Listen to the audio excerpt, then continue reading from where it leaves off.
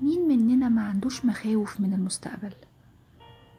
خايف من كل حاجة حواليه، خايف الخطط بتاعته ما تنجحش، خايف ما ياخدش اللي عايزه، خايف من حاجات كتير كتير قوي حواليه.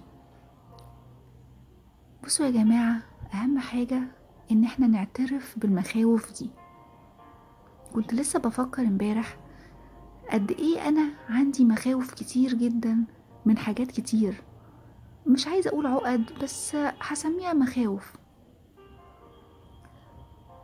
لقيت إن أنا ايه ده، كل دي حاجات أنا خايفة منها، كل دي حاجات أنا خايفة تحصل، فممكن أتجنب أحداث معينة علشان ما تحصليش.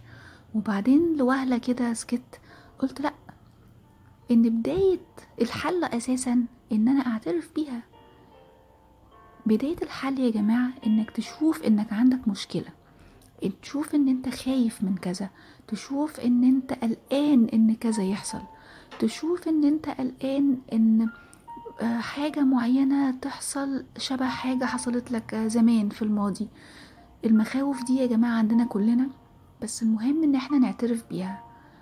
فحاولوا لما تحسوا إن انتوا عندكم مشكلة أو عقدة من حاجة معينة، ما تقعدش تنكر. الإنكار حاجة مش صح خالص ممكن نعملها. لازم نعترف، نقعد مع نفسنا ونعترف إن أنا عندي مشكلة في الحتة الفلانية. أيوة، أنا خايفة من كذا كذا كذا. طيب أعمل إيه علشان أحل الموضوع ده؟ مبدئيا لازم أحل المشكلة من جذورها، يعني أحل الموقف اللي حصل لي زمان وعلى أساسه خايفة إنه يتكرر معايا تاني. تمام معايا؟ يبقى أنا بمسك المشكلة بتاعتي، بعترف بيها. خلاص أنا عرفت إن أنا عندي مشكلة من كذا. طيب أنا ليه عندي مشكلة من كذا؟ لأن حصل كذا كذا كذا في الماضي. طيب أرجع أقول طيب اللي حصل ده ايه الاستفادة منه؟ انا استفدت ايه من الموقف اللي حصل، واتضريت بايه من الموقف اللي حصل؟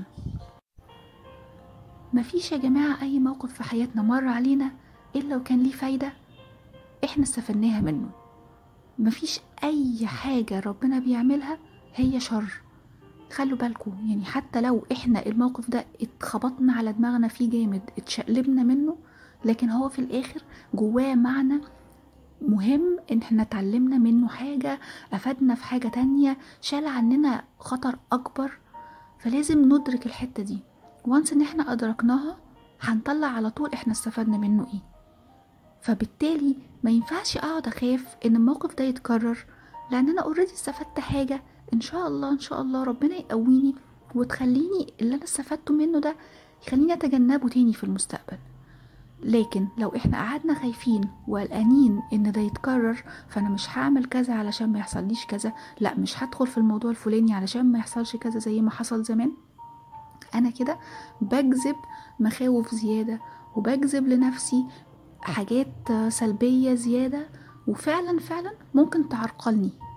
يعني كل لما انا اتخيل ان انا لا، انا مش هعمل كذا لحسن انا حصل لي كذا المره اللي فاتت، انا كده بزود القلق وبزود الشعور السلبي، وممكن فعلا اوقف الموضوع. فلا، احنا عايزين ناخد مخاوفنا ديت بهدوء، نتقبلها، نعترف بيها، نحلها، ونحط نقط معينة على اساسها نخش برجلينا في المرحلة الجاية.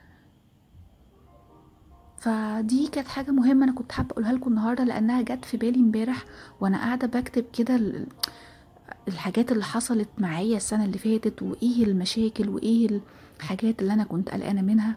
فلما لقيت لأ، ده في عندي فعلا لغاية دلوقتي مخاوف وعقد ومشاكل قلقانة منها انها تحصل في المستقبل.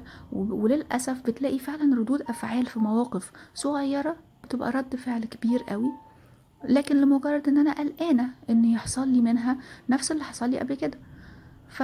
فلقيت لا، لازم نحل الموضوع ده. فبما انا هحله مع نفسي، فانا كمان حبيت ان انا افيدكم واقول لكم معايا ان احنا نحل الحاجات دي مع بعض. زي ما قلت لكم في نقط بسيطه سريعا كده هلخص الموضوع.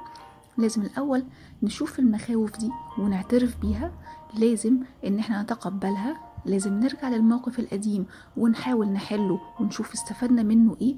لازم نبص بقى الخطوة اللي جاية في حياتنا، ونشوف اللي احنا استفدناه ده ازاي اعمله علشان اتجنب ان ده يحصل لي تاني.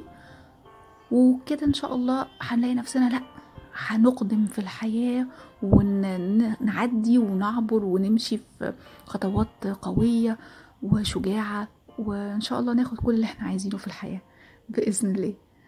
بس